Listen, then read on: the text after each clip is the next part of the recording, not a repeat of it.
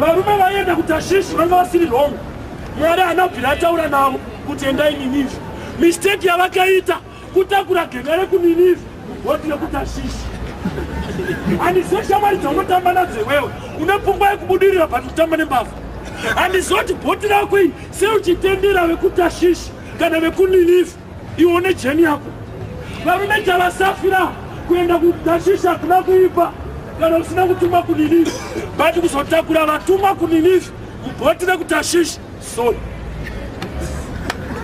Iwe unotozwa kuti inzenza iwe uri munhu anotya Mwari worora. Ava vari kunanga Tashishi, imi muri vaNineveh mubhoti. Ndakazifarira mafana vaimbi vakati ukatora mazhanja emusango ukadyara pamba ukazona vanhu vakuguma usakomplaini itika yacho anoguma chero iwo wakatora zvemusango handikamuroora so nozi kutendeutsa. Hakuna munhu anotendeutsa munhu. Kutotendeuka nyasha Mwari omugone angatopretenda kwete iri manje rinotitsura, rinotikurudzira, rinotidzidzisa. Handi zvese zviri umu zvaunoti ukaita life inochinja. Pane zvakaitwa muna David zvekutora mukadzi wemunhu ukazviita kumakunga. But zviri umutsalo vanhu hanzi biblical ndatora mukadzi wacho unogadzwa demo. Iri kana wanyatsoristata you can divide. Kudivide kupatsanura zvinhu so kuti okay iyi mistake ikaitwa naDavid apa Mwari aenda kuti zvakati kwete kuti zvese ndezvemubhaibheri kana mazita handiwo ngonoziziwana seusingape mwana wako zita rekuti Judhasi. Kana vese vatora mazita emubhaibheri wakambonzi vakapa mwana wake Judhasi. Ari imwero nodi upe mwana wako Judhasi. Unotaura wega kuti mubhaibheri zvavamubatsana wane nharo. Pakarita kurasa zvimwe akati kurasa ndiko but chakurasa ndochamairasika. Vanhu havaiva neidea inonzi good idea vanga vasina inonzi God's idea. Nokuti good idea bhoti rikada kunyura kurerutsa but God's idea kuziva chinorerutsa. Saka mulife chinokuda kusafa une magood ideas hauna God's idea. Ndonhamo yako chete. But zvimwe zvese uri kurova igood idea yo. But good idea haikude spiritual attack. Professor anoreiwa nechemberi sina inoculation. Akaita good idea kuti life inenge right but ari kusakuriswa. But good idea kuita diploma but kusakura yaimwe nyaya. Tanesiko kuti musikarare mumba muchirara mumba nekutakura futi hazviite. Zvine mhiko zvimwe zvaunoona but une problem yekutadza kumirira Jehovha oida kuenda kuzvinhu zvinopa nhamo. Mwari havana kuudza Adhamu kuti mumbabvu yako ndomune mukadzi. Dai vakamuudza izvozvo vesvika akuvhura ega akutsvaka. Saka matsvagiro amuri kuita mari munokuvara nawa. Kuti apota achimuudza kuti gomo rine gold apa pane zvakata nokuti unogona kuita nhamo wakagara mufevha nokuti hauna relationship nemuridzi wezvinhu zvacho. Kunza foni inokuudza izvozvo ukangodzifonera wakadzibata so inokushura foni uyi ichifonera iyi inoti is not reachable. Hakusi kushura here kuti iyo iri reachable yoti kwete haisi. Unodi kuita nharo tairipo mari ndamchinyira basa iripo kana ramba kachitaura kamukadzi kacho is not reachable. Problem iri kwauri kwete pafoni nokuti ikafonera iyi hazvibva apa zvichienda apa zvikangodaro hauchajwe zvinoenda ikoko kuti vaone machajiro.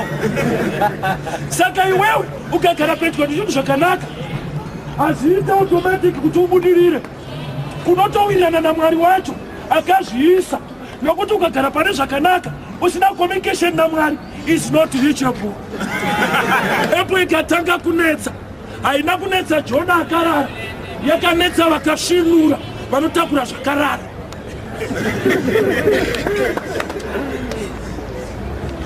Vakasvinura vakaona nhamo sei, vakasvinura munatural, muspiritual vakarara, vanotakura zviri kudiwa naMwari vachida kutiza nazvo. A man called Jonah anorara. Jonah akafanana nepassenger. Vanhu hava kusafira nyaya yepassenger. Ndakati ukaona roja raakudyara muafu kuenda kwake muchati netsesha anebharini maafa anekamuti kadikiso haachada kuenda munhu adatovhetwa kuti mana kudyara muafu asi uri kuita hendi Dubai unokurarira. Epassenger anoita kuti varidzi vezvinhu vasafe. A friend inoita kuti mhuri yako isafe. A friend ndiani kufunira handi tinogocha handi tinodii vana vako vari kusafira passenger. A friend yakangoya mulife mako. Kune vanhu vari eloquent pakutaura zvokuti akariverenga bhaibheri so akataura so man of God, but God wacho hapo, but ataura zvinenge zveikoko. Ndakakukwana kana bofu chairo hakuna anoimba song isiri yekunamata andoziva kuti hauite mari. Hakuna bofu rakaimba Westlife cost to cost but haite mari. Vanotoziva kuti zvinoda kuita Mwari mukati wedza ndinonamata kana kuti handinamati, but zita rekuti Mwari pane tumwe tumari tunoiti.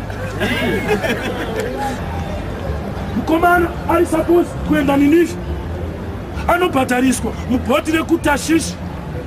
Unoziva kuti kurasika kunodhura, kusaziva kune expensive, kubasa unobhadharwa zvaunoziva.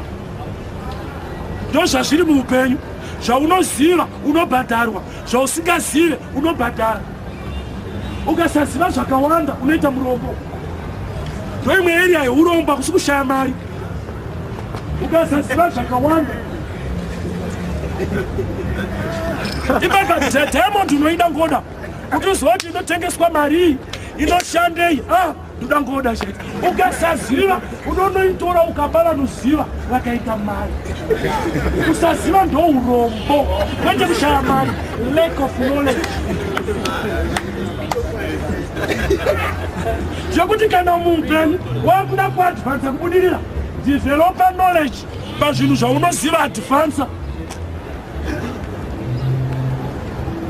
Nyaya 1 ukaita knowledge yakakura inokubatsira. Ndakati Nandozi anobika huku zvinoita mamwe matake away, but anoita mari kudarika vamwe. Davs uyu anoviga zvituna but anoita mbiri kunge anombomutsa. Vanhu vanoita kiu kwaDavs kunge hama dzavo dzichamuka. Mari kuenda kwaMoonlight anovigawo futi. Davs ane skill nedevelopment yaakaisa mucommon thing chaanoita mazuva ese.